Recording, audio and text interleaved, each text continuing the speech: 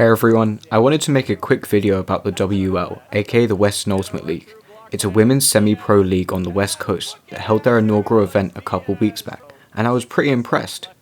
Before I talk more about the league, you're currently seeing highlights from Kelli Iwamoto, who was a player who stood out to me. Particularly in the game against Seattle, Kelli does a great job of accelerating out of her throws and generating a return pass option.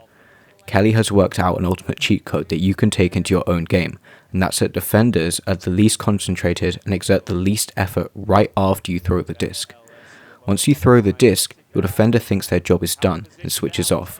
By deciding to be an option out of your throw, you subvert expectations and get very free very easily. Check out Luke's recent video on dribbling for more.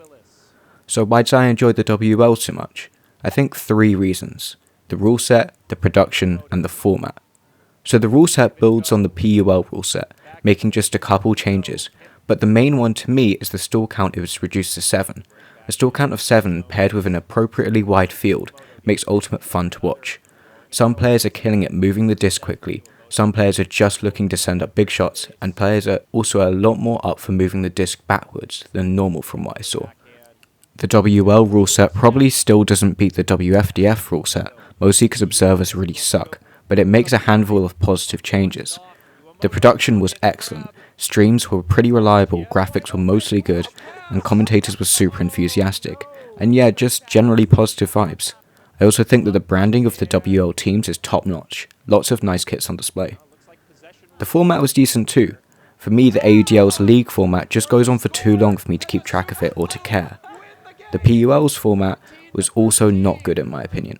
Groups of 3 teams just doesn't really work. They did a round robin and then a final game, but the final games were of course rematches, and rematches kind of suck.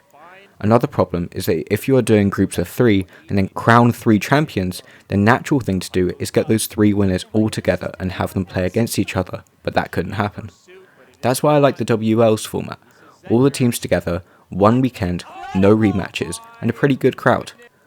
But there's also a lot of room for improvement. I think crowning a winner through playing an ultimate game is a must. San Diego and Utah both went 2-0, but Utah ended up winning through bonus points. On that topic, the way the stats and fan engagement contributed to the points was not that engaging. I'm not inherently against fan engagement or stats helping you win, but it needed to feature more prominently in the broadcast so viewers could keep up. Overall, it was a fun weekend and I'm excited to see where the league goes. If you want to check out a game, I suggest Seattle vs San Diego or Utah vs San Francisco. Thanks for watching and I'll see you next time.